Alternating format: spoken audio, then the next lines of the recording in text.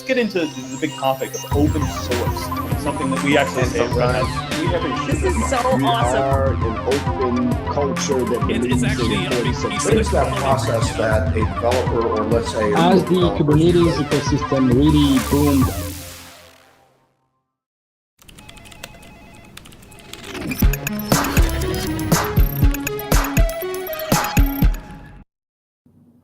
Hello and welcome to today's Ask an OpenShift Admin Office Hours live stream. I am Andrew Sullivan, and today I am joined, as always, by my co-host, Mr. Jonny Rickard. How are you, sir? Uh-oh, did we lose you? Oh no, oh, your audio. I was just thinking, we kicked off the stream and there's the whole opening video, and mine started to stutter a little bit. So obviously I'm not in my home office today. I'm at Red Hat Tower in downtown Raleigh, and I'm connected to the VPN. Lester, is it audio issues for all of us? Let's see. So for the stream overall. Hey, can you hear me? Sorry about that. My headphones disconnected. I'm like, what just happened? Yeah, no worries. So yeah. Jonny, I guess we're gonna have to get you a Christmas present. Get you an actual microphone. Well, it's because I've got my headphones hooked up to my Mac and my Linux machine, so I think something triggers it, and it's like, oh, I've got to go over there. Yeah. So, how are you, Andrew? I'm good. I was getting ready to say I'm in the tower today, so I'm in one of the little in the offices. So I'm on Wi-Fi. I'm connected to a VPN back to my house because that's where all of my, I have a cluster provision in case we need to show anything or all that other stuff. And,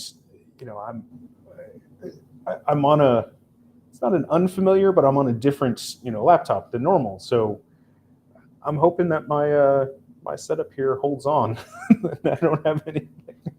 It's gonna be fine. It's gonna be fine.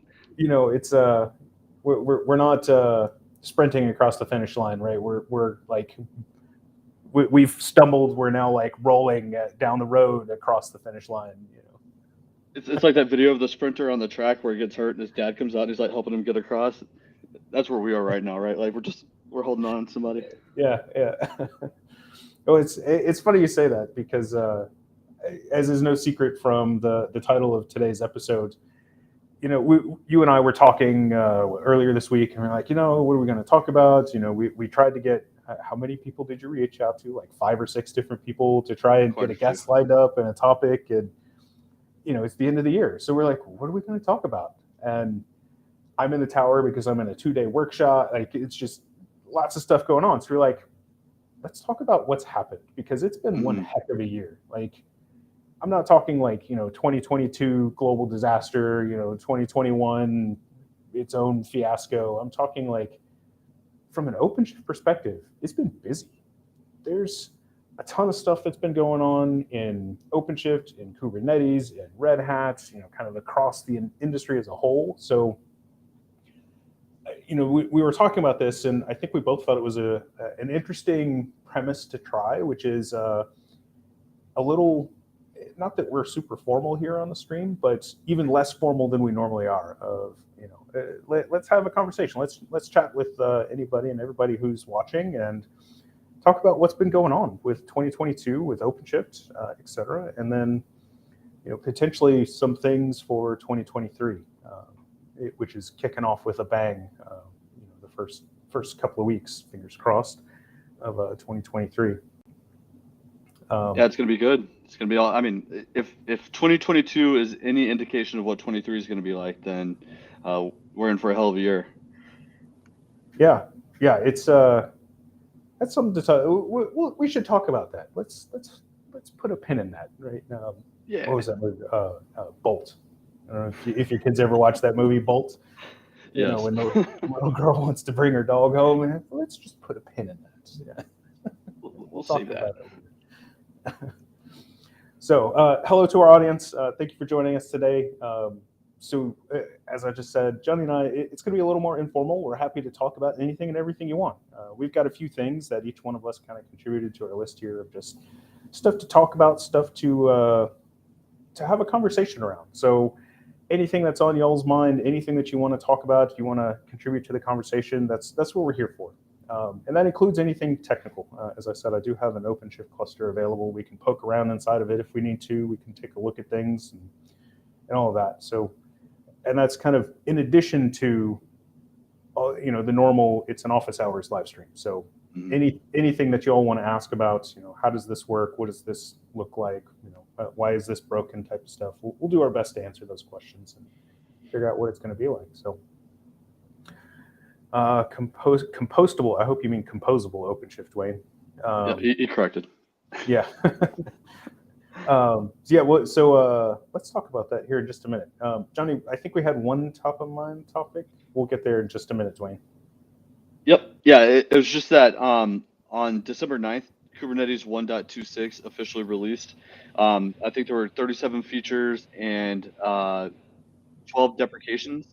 I'm going to put the release notes in here. They do this theme every time that they have a new release, and this time the theme is electrifying. And I've got to say, it's probably my favorite logo so far. This one is pretty rad. So I haven't seen it. I'm gonna paste the link here. It's pretty it looks like an old retro, like a Malibu sign kind of thing. It's pretty cool. But yeah, so the deprecations, there's a bunch of storage ones that were in there, like GlusterFS CSI. There were some other CSIs that were going, but I think that they've been talking about it for a while, and now they're actually deprecated. There were 2 APIs that were being deprecated. It was deprecated or removed? Removed. Okay. So, or no, actually, I'm lying. Deprecated. And so then it was like V1 Beta 2 or something like that for one of the API ones. Let me stop guessing and just go and look. But it didn't look like the blog post if you can. Yeah, well, let's do that. All right, so share this.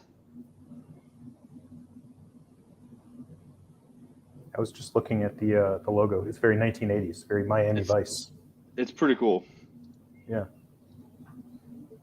All right, so this is the theme. The theme is electrifying, and the logo. It's probably my favorite. It is seriously, it's awesome. I hope they make some stickers of this because this would be an awesome one to have. But yeah, so some of the things that they're getting rid of are the CRI V1 Alpha 2 API, and then the V1 Beta 1. So you're right, they were removals, not just deprecations. And then I think the only one that might apply to OpenShift is going to be this V2 Beta 2 for the HPA, but I would have to look into that. But the rest of these, I don't know if there's going to be that much of an effect on OpenShift. So I would just have to go back and look. But those are the big ones that I noticed right away. Everything else is kind of the stuff that we've seen before, especially with the GlusterFS CSI and some of this OpenStack CSI stuff. But one of the cool things. Oh, go ahead. I'm thinking out loud here of, so OpenShift 4.11 is Kubernetes 1.24 based, which means that, and especially with 1.26 just being released now, so OpenShift 4.12 will be 1.25 released. Yep. So it'll be 4.13 at a minimum. And remember, releases happen approximately every 4 months. So, we're looking towards the early spring timeframe, I think, early to mid-spring timeframe of 2020. Well, I say that for the northern hemisphere, right, of 2023, before any of this would affect OpenShift. Yeah, for sure. And the other thing here too is that they added it looks like they've added a pretty decent amount of Windows support. So if you go and look on the left-hand side, there's some blogs where they're talking about where they updated the Windows host process, so you can actually go in and use privileged containers with your Windows nodes if you needed to. The other thing is that this release is the first release that is exclusively using the new registry. So instead of it using registry.gcr.io, it's now using registry.kates.io. So if you're trying to use 1.26 and you've got some old automation, you're gonna have to update it so that way it uses the new registry pointer. And then other than that, that's pretty much it. And you can remove firewall exceptions and allow list and all that other stuff for those other registries if you're one of those organizations that's real strict about that. Yep. let's see. Let's talk about some questions that have come up so far. So Dwayne, I think Composable OpenShift is still either dev preview or tech preview, which means that docs won't show up until basically docs don't show up in the official docs.openshift.com until it goes GA. So you'll most likely have to look, and let me see if I can find my right window here. Most likely have to look on GitHub if I had to guess. And so I'm not on my normal computer today, so I'm not logged into GitHub, of course.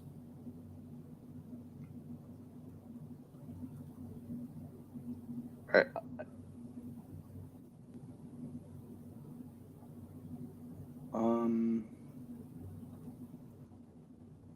But you should be able to look.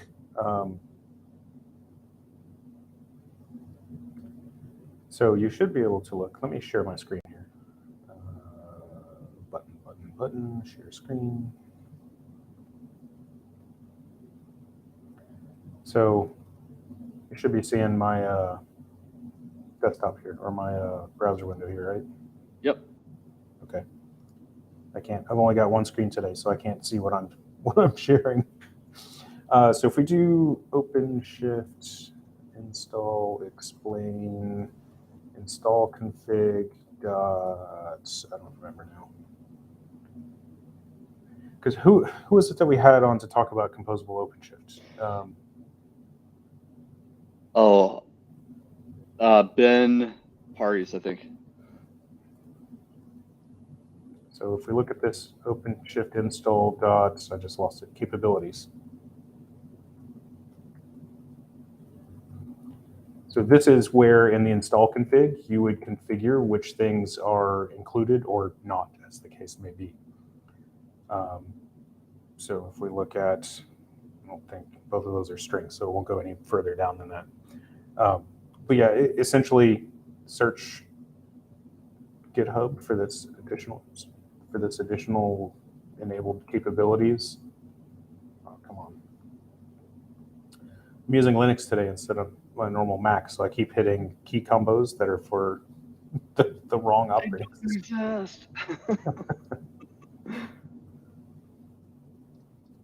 All right. There we go. We'll get there eventually, I promise. Yep. And I found the upstream or our docs link to it, and I'm gonna paste the episode link soon. And this makes me wonder if it's been added to the docs yet. The docs aren't like super deep. They're pretty scarce. But if you go under like post installation, yeah, but cluster capabilities. Interesting, but that's enabling, not. Yeah. I was hoping that there'd be because you have to, in order to enable them day 2, you have to not include them day 1 during install, right? So I'm surprised that they don't have anything in here about how to do that. Anyways, so yeah, it's in here. Let me find. Okay, you already posted that in there. Yeah, I would recommend, at least for the install process, you can absolutely use.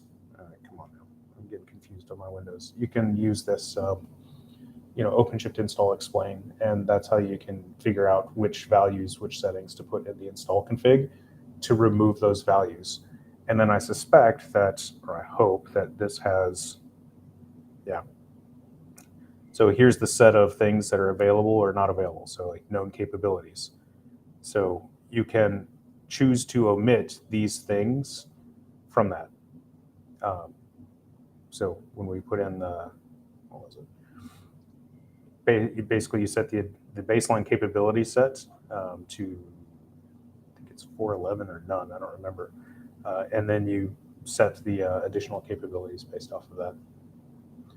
But yeah, we've got a whole live stream on that. Thank you for digging up the link for that, Johnny.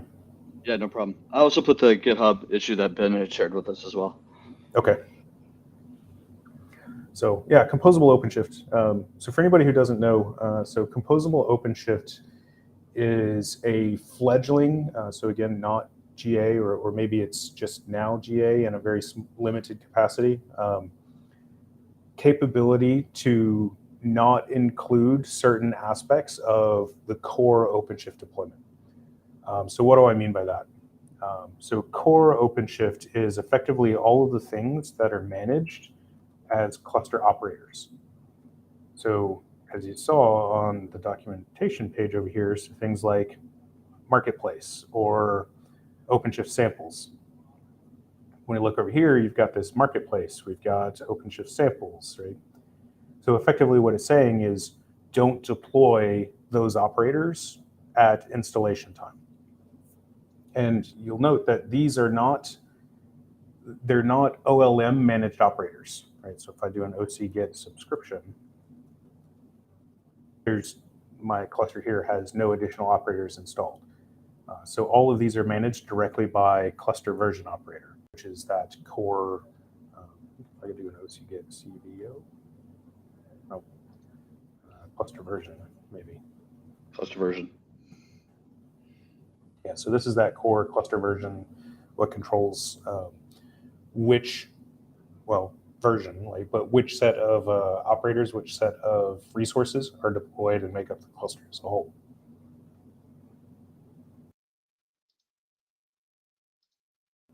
I'm realizing now that I forgot to bring a cup of water with me as I sit here and have a coffee, or try to not have a coughing fit into the microphone. Just let it ride, man. Just let it happen. So, so this is for a couple of different reasons. One, when we start to look at things like single node OpenShift, it helps to reduce the footprint even further.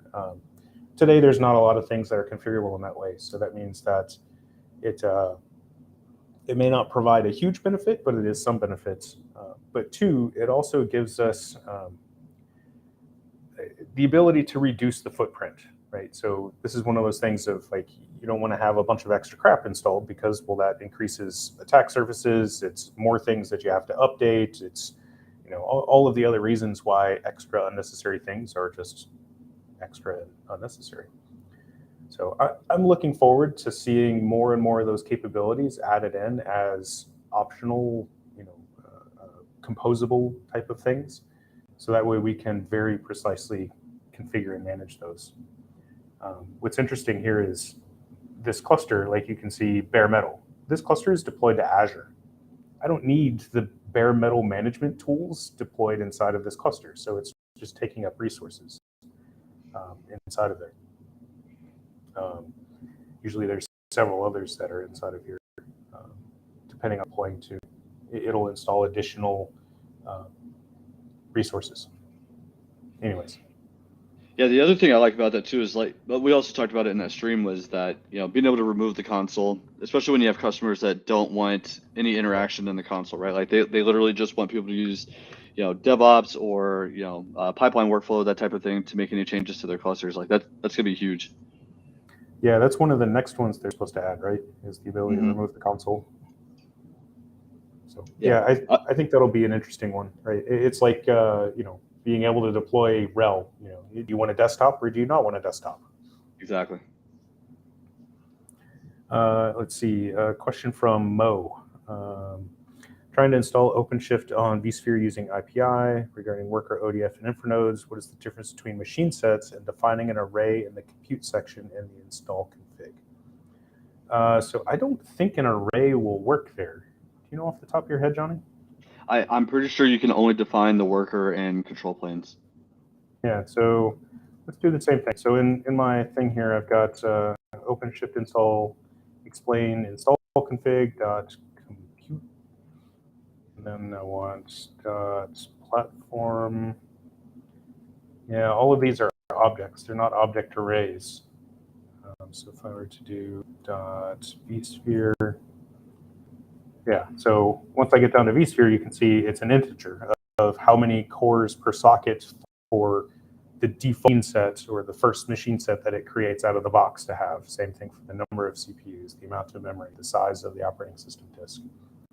So we can't, just using the install config, we can't create multiple machine sets in that way. That being said, it is technically possible to do. So if I were to, gosh, I haven't deployed a cluster in vSphere in so long. I don't think I have any examples anymore.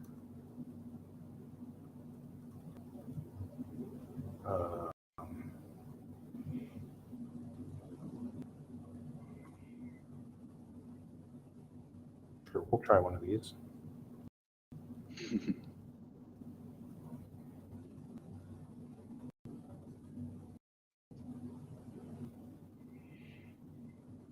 So all I'm doing is I'm just copying in an install config and hoping that it's a full one so that I can use examples. So let's do OpenShift install create manifests. Yep.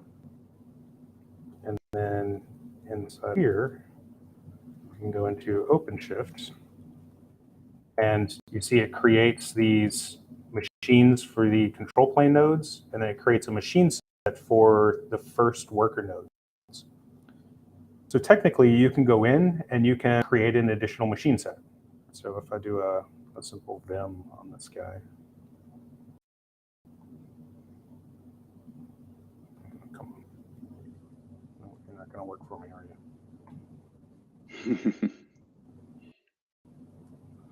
So if I just do a set on this, right, it's a vSphere machine set, right? You can copy this, you can modify it, you can create additional of these as you'd like, including setting the number of replicas.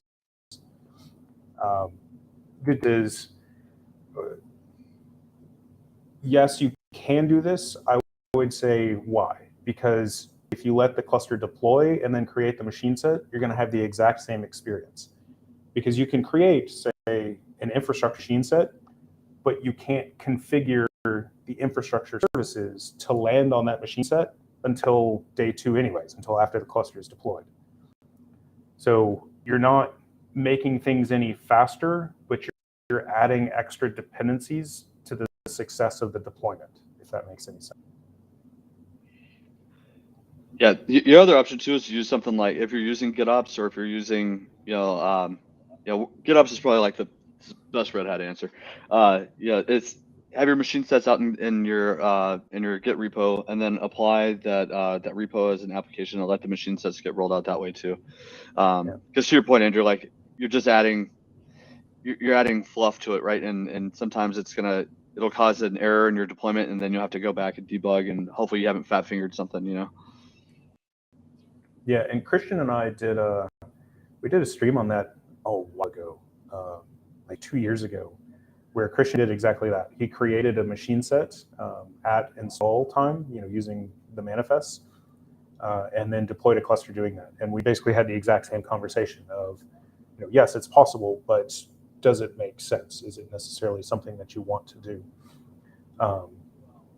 It's very strange sitting in an office and watching people walk by. I'm not used to that. So I'm sitting here. There's like a small crowd of people that's chit-chatting right outside. It's a big glass wall. Very strange, very different. I haven't been in an office in 3 years. Let's see, Taylor. If you define machines in install config, it will be targetable by the autoscaler. Or can you only target a proper machine set? So there is no difference. A machine set is a machine set in that respect. So day 2, you would be able to go in and configure the autoscaler. You can use it with those machine sets. So you would configure the machine autoscaler and the cluster autoscaler. You can absolutely use those machine sets. It's just one of those, like, it has to have the first set of workers to be able to complete the deployment, because it needs somewhere to deploy the ingress controllers. When you create, say, an infrastructure machine set, it'll have that infrastructure taint, but none of the other services have that config on. So it's slightly, I don't know. I struggle to see the benefit of doing it that way, but it is technically possible. Tolga, is there a way to deny egress traffic from a pod or deployment with specific labels? For sure, with service mesh, there is. I'm thinking that you could probably use network policies and add your labels in the policy. That was my first. Service mesh is always going to be like because it's very explicit. I actually found this tool online the other day. Hang on, let me see if I can find it really quick.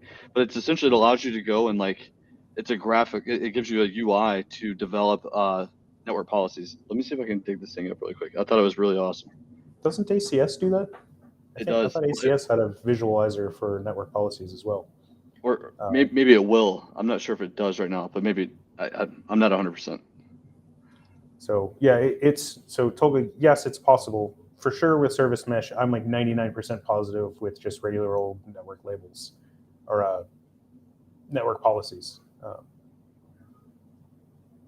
Yeah, Cilium.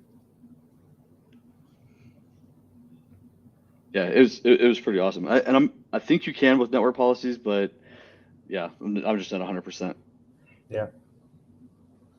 Yeah. So hopefully for anybody, if we didn't answer your question or if we didn't satisfactorily answer your question, just let us know. Tiger, I see your comment that you're in the tower today. We should definitely say hi at some point. So yeah, feel free to ask or clarify or remind us. Anybody else, if you have any questions, feel free to put them in chat. I wanted to, and it's funny because I started thinking about like 2022 has been busy, right? I think we've had 3 releases. So 4, 9, 10, and 11 all happened in 2022. Did 4.9 happen in 2022? I think it did. I think it was right at the beginning of the year. Yeah, I think so. So for me, it's fun and interesting to look back of like the nature of my role means that I'm almost always looking at either the current or the next release at any point in time. So it's funny to look back and see like how much has changed since 4.9, and especially since like 4.6 finally rolled out of support. I say finally as though it's a bad thing, but it was supported for a long time. So a lot of folks stayed on that release for a long time. Nothing wrong with that, but it's a huge leap in features and capabilities to move forward. Mm-hmm. And we think about all of these different, what I'll say, I'm trying to think of how to put this in words. What's funny to me, and the way that I'll summarize this or try and put this down, is when we go and we get ready to do a launch, right, a release of OpenShift, so say 4.12 is coming out, like 6 or 8 weeks beforehand, we go and we talk with the product marketing team. It's like, hey, here's all the stuff that's happening in OpenShift 4.12. Every single release I have been involved in since at least 4.4, 4.5, something like that, their response has always been, well, it doesn't seem like there's a whole lot going on. It's like, because they look at it as, like, how can I make a, is there something that I can do a press release on? Is there something that's like really big? And there is I guess they're right, and there's not like a big splashy feature or, like there's not a massive generational leap in things in many cases, but rather it's 1,000 things that are small that all come together into a release that make it into a pretty substantial change. You look at, 4.9 was the first time that we had APIs removed. That may not be a huge leap in like capabilities or anything, but it was a big deal, especially for us. We're administrators. Why is my cluster suddenly rejecting this application? Fix it, administrator. We've had improvements in like the compliance stuff, whether it's the compliance operator itself or the file integrity operator. All the stuff that's happened there. ACS has seen a number of improvements. ACM has seen a number of improvements in that respect as well. There's just it's interesting to look back and see with each generational release how it doesn't seem like a lot has happened, and yet going back just 3 releases, it feels like a very different product in many ways. Yeah. I mean, take a look at like 4.10 to 4.11, right? When you get the dark mode in your console. Yeah. Like just from a visual cue. I mean, like it's simple, but it's like, hey, that's kind of a big deal. It's awesome because like I know it's something that I enjoy thoroughly. Like I use it all the time. So. Yeah, me too. As I sit here and flip through tabs that are not on dark mode, and Yeah, I'm sitting in this room. The lights are off in this room because the camera that I'm using is not the greatest. So I had the lights on and like you couldn't see my face. So I had to turn the lights off, and now like I'm at the mercy of the screen brightness because the screen gets brighter, so do I. I can't win. You know, it's 2022. We've all been using webcams for like almost exclusively for 3 years now, and yet they still are quirky, shall we say. And then with all the like the tooling to help try and make it better and balance it out, it's just you end up fighting against it, you know. So it's just making it worse. Yeah. So I put in our notes doc here, like, have you seen any trends emerge in 2022? Like, is there, looking across not just OpenShift or Kubernetes, but kind of across the industry, like, anything that sticks out to you? The big one right now, and it actually comes to mind today because of like how much popularity it's been on like all of my RSS feeds and Twitter and all that. It's like the AIML, and like the Chat GPT, I think that like that's been especially towards the close of the year, where like data science and stuff like that has kind of like grown in popularity, like especially like mainstream popularity towards like the last 6 months. And I think that going into next year is just going to be, it's just going to go crazy, especially now with the Chat GPT going off and everybody's starting to get involved with that. I think that there's going to be a lot of data science and even like with Red Hat Open Data Science. Yep. Yeah.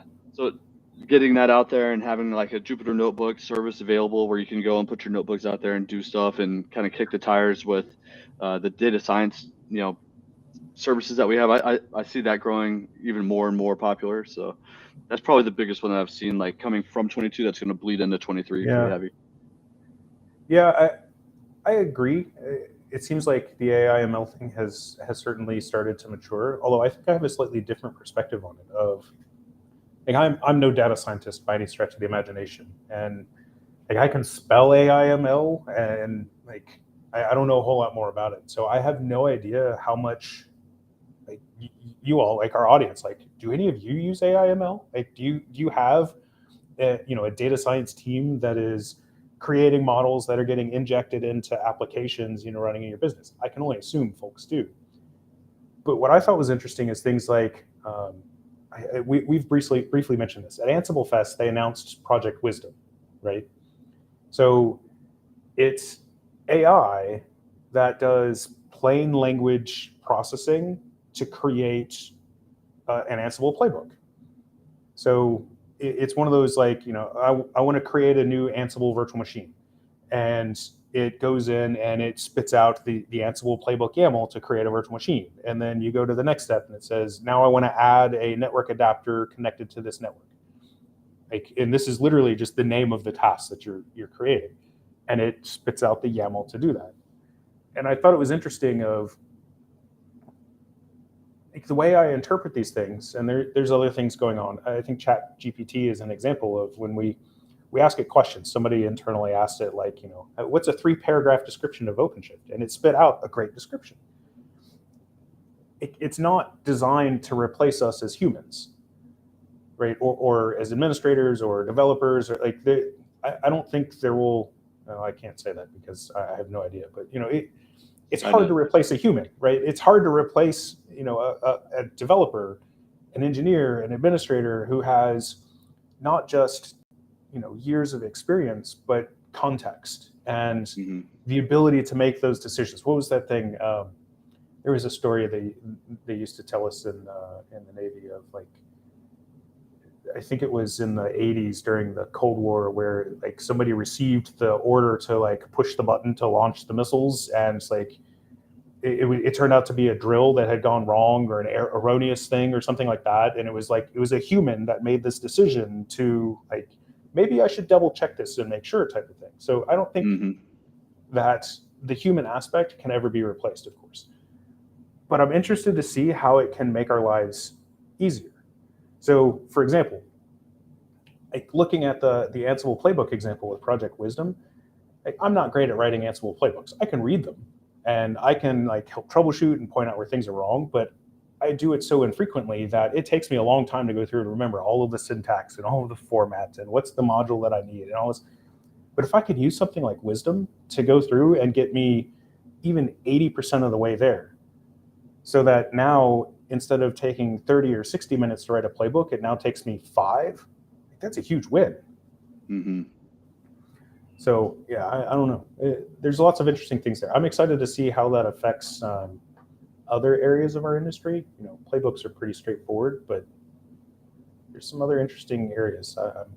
I say that slightly tongue-in-cheek because I have been working with some IBM's research folks, and I'm looking forward to some of the things that are happening in 2023. Another good example of that too, right? Is it's to your point. It's not to replace; it's to enable, and to enhance. And if you look at, I don't know what it's called, the GitHub thing that they have, Copilot, right? So it's kind of like Copilot, right? Where it's like, hey, I'm trying to do this thing, and it goes, and it's like, all right, well, you actually are terrible at writing Go, so here's what you should do, But it's really meant to enable and enhance your skill set and get you down the road and get your product out and stuff like that, and not to replace Andrew and Jonny or whatever, So it's to make things better. The other one, because we were talking about Edge. Well, you mentioned Edge, right? It is like Microshift.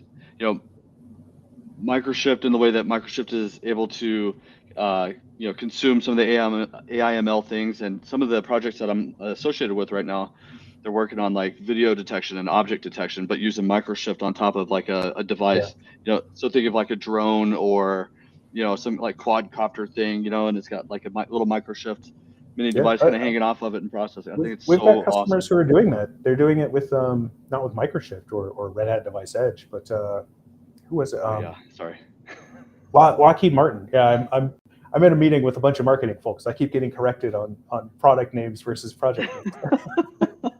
I'm the worst, man. But I think it was like 2 years ago, Lockheed Martin did a summit session on exactly that. Like they were building a machine learning model and then injecting it into like drones or something like that in order to do aerial mapping and stuff like that.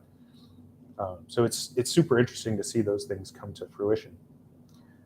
Tolga, when you need a node or nodes with a specific IP, is it better to add them manually without a machine set, or create a new machine set for them and change IPs afterwards? So anytime you use a machine set to provision nodes, it requires DHCP. I say that, I don't know if that's necessarily true for bare metal API, but it's definitely true for anything else. Jonny, maybe you've done a lot more bare metal than me. I think you're right.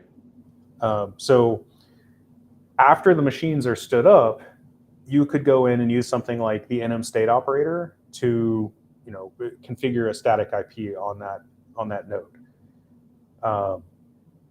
That being said, I would not recommend doing that. Right, you're effectively creating a snowflake. Right, you're creating something where one definition says it looks like this, and then another definition says it looks like this. And so, how do you, if somebody new comes on the team or something like that, how do they rectify which one is the correct one?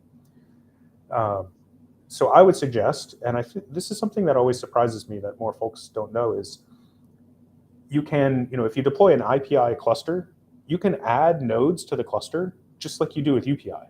Right? You get the ignition config, right? The worker ignition config. You boot up the nodes. Say you provision a VMware virtual machine. Using the OVA, you point it to its, or I guess you attach now. As a VM option, you attach that ignition file and boot it up, and it joins the cluster just like if it were an IPI cluster. And with that, you can fully customize all those network things, right? So you can boot it using the OVA, you can boot it and use kernel parameters if you really want to try and catch the thing, or you just use the VM option, what's it called? The network args. I'll have to look it up follow the IPI documentation. It tells you exactly how to set the IPs. Or you can boot to the live ISO and do it that way. Although I don't know if that would work with a UPI environment. Because I think if you boot to the live ISO, it doesn't install VMware Tools. And I'm pretty sure VMware Tools is required for the VMware cloud provider, which means that it wouldn't be able to join the cluster. So we did show that, Tolga. It has been a long time. I pasted the link to the item state to that stream. Yeah, did we show during the worker node bonanza? Did we show how to add a? I don't remember if we showed how to do that. I think I showed it like one of the first live streams that we ever did back in 2020. I think Christian and I, or maybe Reese and I, showed how to do that. But it's pretty outdated now. That would be like 4.4 time frame, 4.3, 4.4 time frame. So I'm almost positive we've shown it. I would say check the worker node bonanza episode. Let's see if I can find the link to that one real quick. That's episode 83. So I will paste this link in the chat here. So it might be in that stream. If not, and we can double check. We should definitely add that as a topic for the New Year, John. Yeah, for sure. Yes. I think we were trying to do it with. I think I was trying to do it with AWS, and I was having issues with it. So, if anything, I could probably just go through and create like another, just like a side video, like a clip or whatever, and just kind of go through the process. Because I think you did UPI and an IPI. I think that's how you did it, or maybe something like that. It was in the worker bonanza. You're right. Yeah. It's been a little bit, and we've been busy in between them, so I don't remember the precise details. I'll have to go back and watch our own stream. That also reminds me, so 2023, the first part of 2023 is going to be busy, right? So January 11th which is a Wednesday, if I remember correctly, is the What's New in OpenShift 4.12 live stream. And I think that backs up against our live stream that day. So we may or may not have a stream that day, depending on how long the What's New runs. So the first week of January, which is the third or fourth, we won't be streaming. The week after that is the What's New. We'll probably be streaming, but we're not sure. The week after that, which is the 18th or 19th, we will be streaming. The week after that, I don't think we'll be streaming. Is that the week? Because I think that's the week that both you and I are going to be at Tech Exchange. Yeah. So I'll be in Dublin, you'll be in Dallas. So we won't be the last week of January, we won't be streaming. Yeah. And then I think I'm traveling again the week after that, so you'll be on your own. So yeah, it's the first 6 weeks of 2023 are already pretty busy. Yeah, but indeed they're going to be crazy. The cool thing though is that because we've been reaching out and begging everybody to come onto the show and harassing people, we've got some really good topics coming up. I think that OpenShift logging is going to be an awesome one because we've had a lot of requests over the low key and vector stuff, and we've got the right contacts now, I think, and so getting them on, they were really interested in doing the demo of low key and vector, and I can't remember the other thing. There was something else that they were really kind of hip about, but and then there's some other stuff with Service Mesh, like some changes with Service Mesh 2.3, and I'm sure there'll probably be another release or Y version or whatever by the time we get there, where we'll have Ortwin back on and have him talk some more about his stuff, because that was a pretty popular episode, and there's a lot of interest around Service Mesh and SEO, and especially as zero trust and security kind of becomes like a blanket conversation, it'll be good to have those people on. Yeah, we had somebody reach out and ask us about dev spaces as well. Taylor, question about the move to ODF. Can you clarify the relationship between the ODF and OCS operators? Docs weren't clear on whether ODF manages the OCS operator or if they work together. So OCS is the old name for ODF. So OpenShift 3 days, it was OpenShift container storage, it was cluster based. And then OpenShift 4 until, was it 4.8, Johnny? Yeah. It was 4.8. fairly late. Yeah, it was fairly late. It was like I want to say 4.7 or 4.8, but I want to say 4.8. It was OCS, but it was, or OpenShift container storage, but it was Ceph based. And then basically they rebranded over to OpenShift Data Foundation, ODF. So in the OpenShift 4 line, it's two names, but they're the exact same thing. So I would expect that you would want to deploy ODF if that is what you have today, and it'll manage. I think if you have OCS installed, it basically takes over those CRDs. Yeah, if you're using 4.10 or newer, then ODF operator is the operator that you want to use. I think if you're in like that, if you're like 4.8, 4.9, 4.10, then you can still use the OCS operator as your subscription. But I think 4.10 is where that's where they actually start deploying part of the storage system and stuff like that out of the box with the deployment. Yeah. Let's see. Coming 2023, start training or contact per week, 3 days online sessions. I don't know what that means. Yeah, not really sure. But I know. Back. Oh, sorry. No, so there's been some just bigger picture. I guess there's now 2 streams that also go to, and I think that that person NBTD is on the Red Hat YouTube channel. So there's only 2 of the OpenShift streams that are on the Red Hat YouTube channel now, I think. All of the others are on the OpenShift YouTube channel. So there has been some changes there, and we're one of the 2 that's on the Red Hat channel. If we contact or work with a training session, we've talked about that before. Actually, that's something that might be interesting to bring up with y'all, with the audience, which is so for Red Hat folks, you're probably familiar with our HPDS, the Red Hat Product Demo System. So I had a conversation with the team that runs that, and one of the things that we talked about was effectively doing a lab as a stream.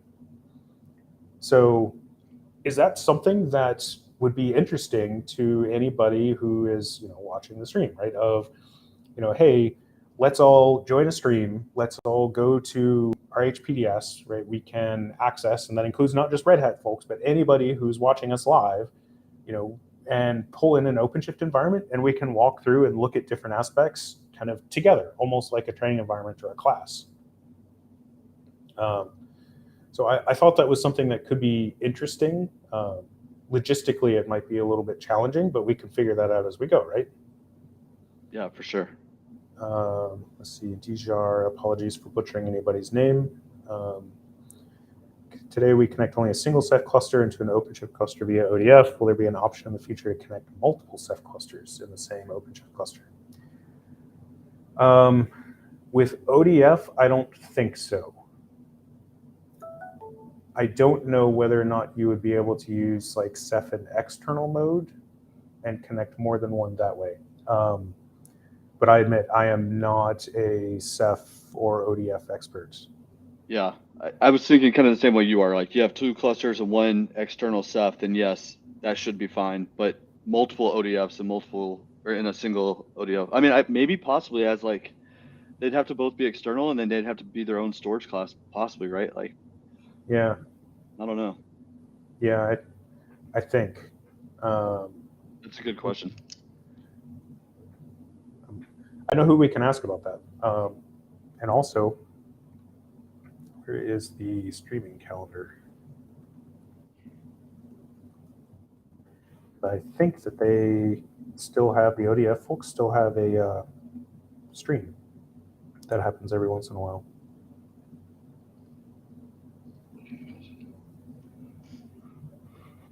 I just don't know when it happens. Yeah, I'm not sure either. I think I know which one you're talking about. That's like the data services one, right? Yeah. Yeah. Is it monthly? I think it might be monthly. So yeah, they're so if you look for the data services live stream, that is the Ceph or the ODF team doing that. So they would definitely, they'll know the answer to that off the top of their head. Can we monitor multiple applications on Prometheus and Grafana using the operator? Yes, absolutely. So if we look at, where's my other window over here? I guess I should share my window, huh? I mean, we'll figure it out. We'll just walk through it. Yeah. Paint a image with words, right? That's right. So if we look in the docs for monitoring, oops, not logging, but monitoring, and we look for user workload monitoring or enable monitoring for defined projects. So basically you turn on this, it deploys a second Grafana instance, it plugs everything in through Thanos, and then effectively what it should do down here is,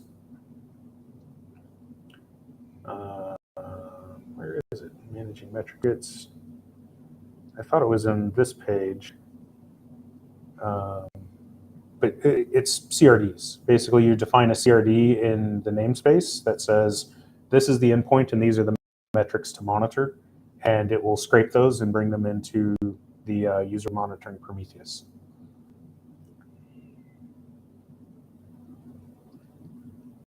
And we did a stream on it, and I'm trying to find the link to it right now.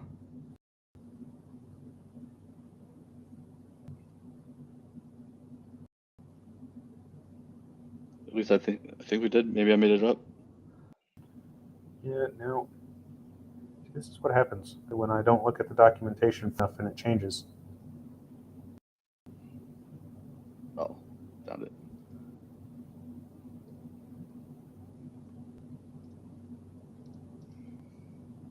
Ah, here we go.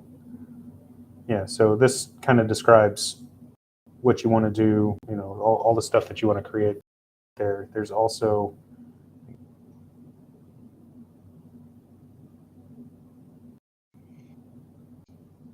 here's the service monitor definition. So the documentation has how to do it, and effectively you're just creating CRDs in each namespace that tell it where to go and look. We should probably explicitly, I think there's a blog post on how to do that as well, so we can dig that up. Yeah, let me see if I can find it really quick. Yep.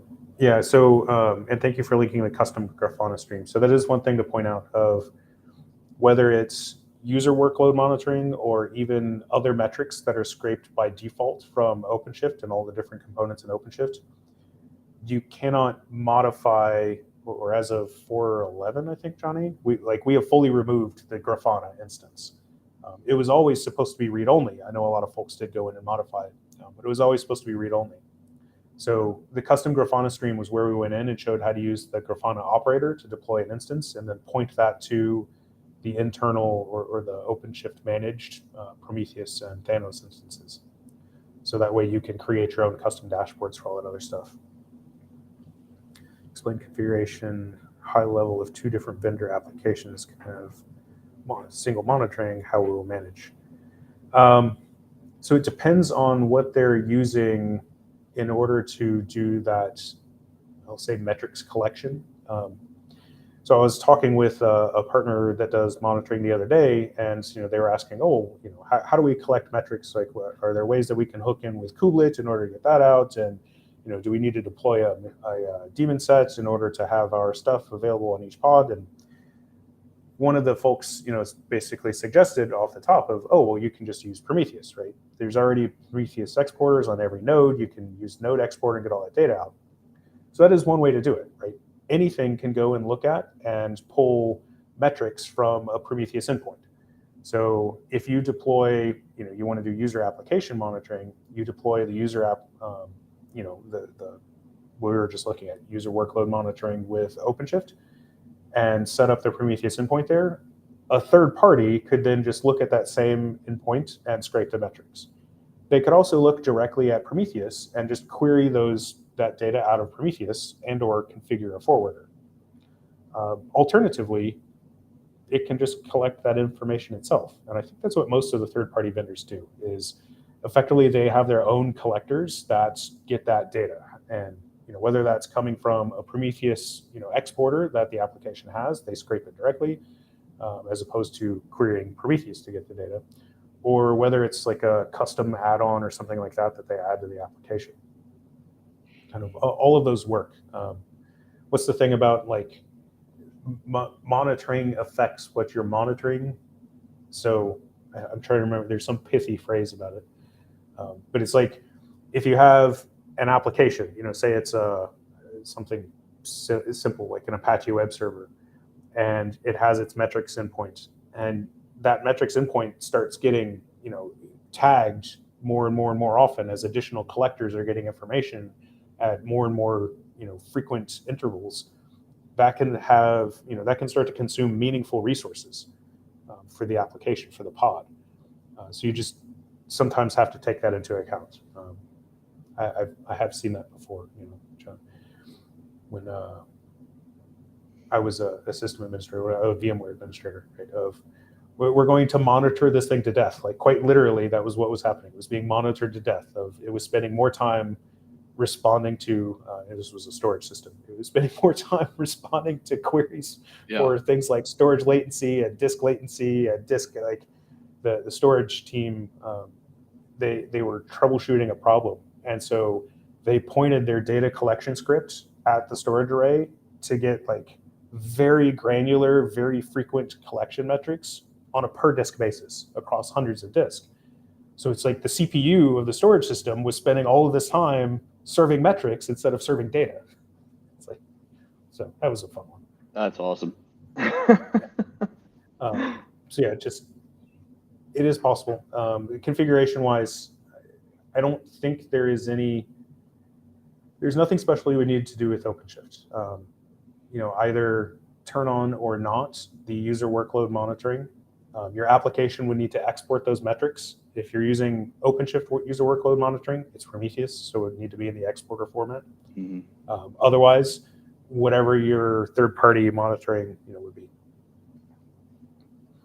What are recommendation for like metrics or for monitoring?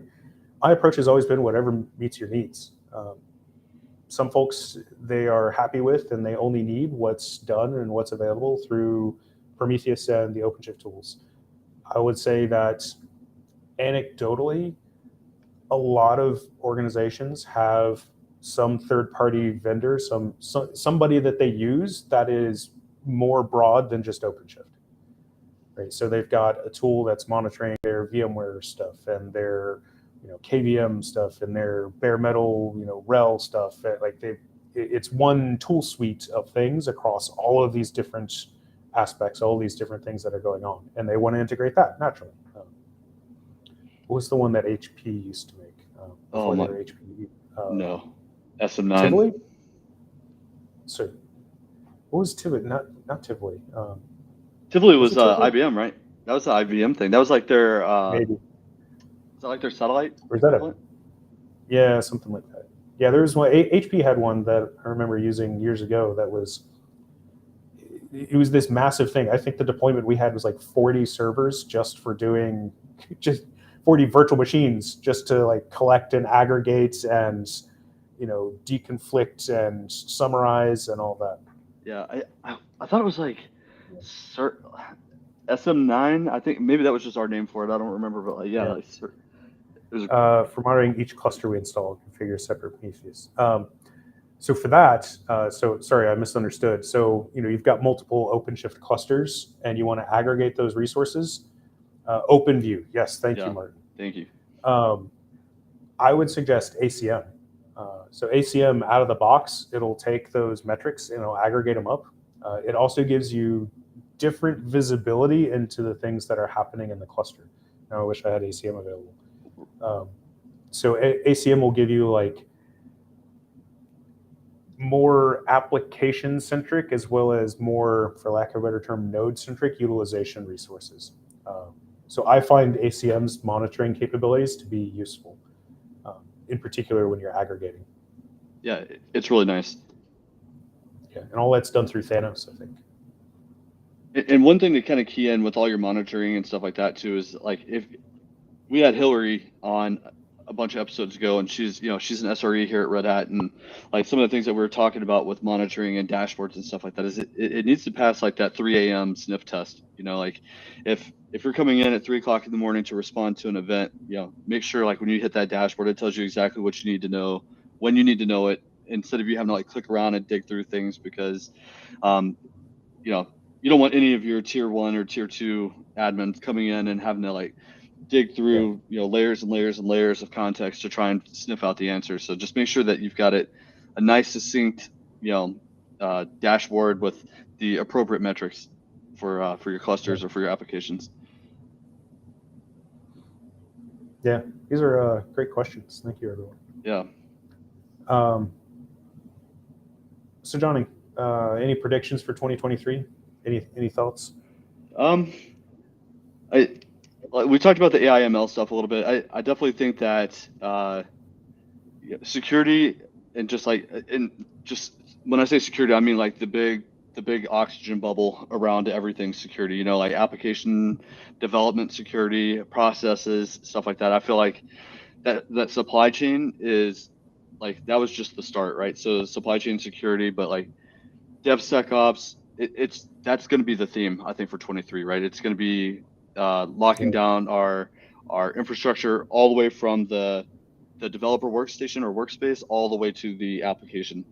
So I see that getting heavier and heavier, and the more tools like with Cosign and the Sigstore project in general, I just feel like there's going to be so much emphasis around that's going to be the major theme of 23.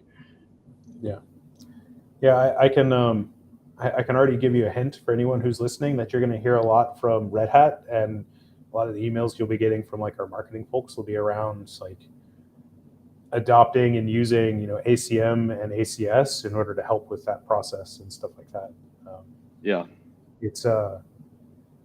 It's something that we see a lot of folks being interested in, and I know like my team, the folks on my peers and their teams, like there's a lot of work happening around like how do we make that easy. That was going to be kind of one of my thoughts is I feel old when I say this, right? I've been in this industry for like 20 plus years now, right? Oh yeah. So I started virtualization in 2007. And for the first like 3-4 years, it was like a bunch of nerds, right? We were all super technical. Everybody was, this deep in all of the technical aspects and digging in and figuring out what was going on with, ESX at the time, not even ESXi, and how it works, and all of these different ways to tune and tweak and adjust and maximize all of that investment. And at some point, for lack of a better term, it jumped the proverbial shark, right? And it just got too complex. Mm-hmm. And like for me, in my mind, I remember going to VMworld in like 2011, and I realized that there was this huge number of MSPs that were, on the expo floor. I was walking around and I was talking with different companies, and of course the traditional vendors were there. The EMCs and NetApps and IBMs and Lenovo's and Dell and HP and all that. But like all of the mid-tier sponsors were all like companies that help you run your virtualization empire. And it was one of those like, it's gotten so complex and so massive that people want help. Like suddenly we see this influx. And then as the years went by, I think it started to simplify. To pick on the VMware ecosystem again, right? We saw the VxRail stuff come out, right? Of, here's this, now one solution that goes in and it architects and manages all of the other components for you and makes it easier. I feel like we're somewhere in the middle section there with Kubernetes right now, right? The security thing I think is a good example. Like security it's a whole nother layer that gets put on top of everything. And we all have to think about it, and we all have to be cognizant of it and respectful of it all of the time. And the whole weakest link in the chain, like if we're not, then there's certainly ramifications. So my suspicion is we're going to start seeing more things to make it simple and achievable and reliable across the board in those respects. Because right now I couldn't do it. I mean, Jonny, you and I live this stuff every day. I couldn't, I'm familiar with the software supply chain architecture, and there are so many different pieces that I don't know as a single person if I would be capable of effectively implementing that. Yeah. It's, there's at least 2 distinct, if not 3 distinct skill sets there, or enough for three different people to encompass. Yeah. And the other part of that, that you're talking about, it needs to be consumable, right? So we need to be able to share this information with people that aren't extremely technical, so that way they can make. I'm kind of picking on security professionals, like especially within in the government, right, where they don't necessarily keep up with the technology, or the technology is going to move beyond their skill set. So we need to make it consumable for people that don't necessarily have that deep technical knowledge, and so that way you don't spend so much time like circling the wagon over the same kind of like deeper concepts about containerization or Kubernetes orchestration. Kind of like you know how that transition when we went from physical to virtual. We finally got caught up on virtual machine infrastructure and how that works, and got people comfortable with that. And now we've gone to Kubernetes, and it's kind of like we've almost reset the switch on a lot of people, So I think making it to where it's palpable for the non-technical professionals. Now you're bringing up bad memories, John. I just had now I'm remembering meetings with like the CMDB team of like, well, we need to know every time a virtual machine migrates to a new node, we need to be able to determine like if this host fails, precisely which VMs run. I swear to you, maybe 2 months ago, I saw an email that was basically asking the same thing of like, hey, the customer wants to be able to update their CMDB every time a pod gets scheduled. And I can't fathom what you would do with that data and why. Anyways. Yeah. I could drop names. I'm not going to. I'm still angry at some people. Like I'm still I'm still mad at people, so I won't drop any names. But yeah, I know exactly what you're talking about. Well, you know how we solved the live migration problem, right? With CMDB, we gave them what they wanted, and then we started doing updates. Oh yeah. and hey, here's 10,000 VMs worth of nodes going into maintenance mode and VMs migrating around, and oh yeah, we need to do this again next week and the week after and the week after. That's right. They very quickly realized that it was not reasonable. That's like that subreddit. It's like malicious compliance. Like, okay, you want that? You got it. 100%. I'm on it. Let's see, Tolga, any use cases where it is better to use ACM or OpenShift GitOps? I would say, so how do I phrase this? It feels to me, and Andrew has no inside knowledge here, Jonny's probably the better expert here, but it feels like GitOps is winning. And I say that because ACM is now expanding, and they have for several releases now, to include like application sets and the GitOps definitions. So if you learn the GitOps methodology, I guess, of defining an application, you can now use it with both. So that would be my suggestion.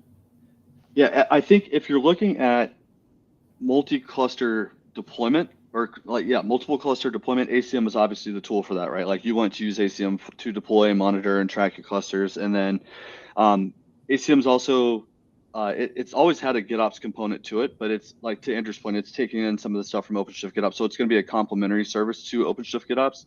And I think what you'll see in the future is that like as OpenShift GitOps capabilities grow and increase, well, as they increase and get and mature, that ACM will also pick up on some of those things, and like there will be just that nice complementary Red Hat fist bump in between, where they just work really nice together. But on a black and white, ones and zeros, if you're looking for cluster deployment, then ACM is your tool. If you're looking for application deployment, whether it's single cluster or even multi-cluster, then OpenShift GitOps is a strong tool as well. But ACM can do it, but I think that OpenShift GitOps is probably the better for the application side.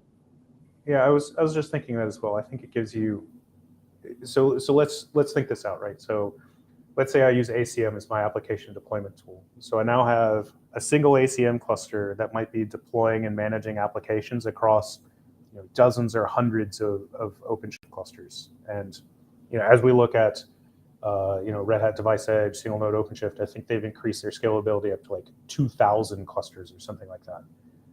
So I can have one ACM that is managing all of those, which I think would get pretty complicated pretty quickly. Or, in my opinion, particularly at scale, the sort of meta aspect comes into, gosh, excuse me, I got the hiccups all of a sudden. It comes into play of use ACM to deploy GitOps and assign the applications to GitOps in each one of the clusters, and then let the cluster self-manage. Yeah, and the good part about ACM is you get all the observability. So here's the other part about ACM and OpenShift GitOps, right? Like ACM has all the policies. So then you can, if you have multiple clusters, you can use OpenShift GitOps to maybe create a secret using like external secrets operator or HashiCorp Vault, and then you can distribute that secret using a policy. So now you're really using both of these products in tandem to essentially do what you'd have to go and create it on each individual cluster that you wanted that secret deployed to, if you were only using one or the other, So it's the observability of ACM and the governance that you get out of ACM is just a complementary service to OpenShift GitOps, and the OpenShift GitOps application management is a complementary service to ACM. Like they are two awesome products, and they're really awesome together. Yeah. Let's see, facing an error while configuring. Unable to attach or mount volume, and it seems the secret key is missing. So are you trying to mount a secret as a volume? Let me rephrase that. Anytime you attach a secret to a pod, it's more or less mounted like a volume. So I don't know if maybe it's an empty secret that it's throwing an error on. Alternatively, if it's, depending on where the volume is coming from, I can envision, I don't know, like an encrypted volume or thinking iSCSI chap or something like that, where it needs a password or something to unlock the volume that it's not getting access to that. Yeah, secret is not created. Yeah.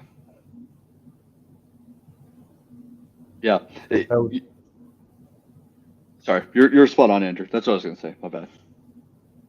No, I was only going to say that would be my guess, without additional information. Yeah, the only other way would be as an environment variable, but in this case, it looks like you're trying to mount it as a volume, and it doesn't exist. But check your config too, because you might have the key in there wrong. So if it's looking for a specific key within the secret, make sure that you've defined that. Oh yeah, that's a good point. Might have a typo in the name or something. Mm-hmm. Not that I've ever done that. Have you seen my demos? Tell you, that's what I need.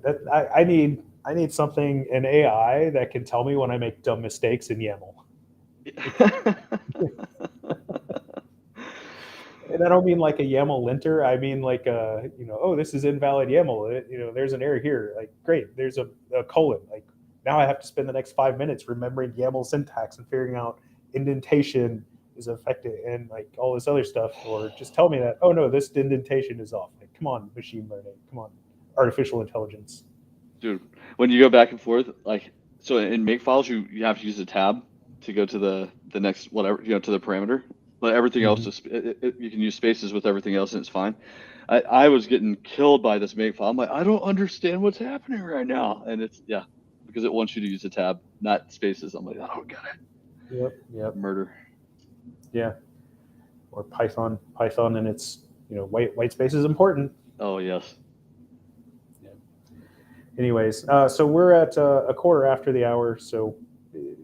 If anybody has any other questions, feel free to ask them, send them in via chat now. We'll do our best to address those here before we end the stream. Other than that,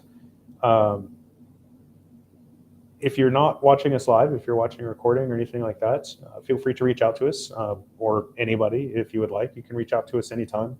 So you can reach me very easily at andrew.sullivan@redhat.com.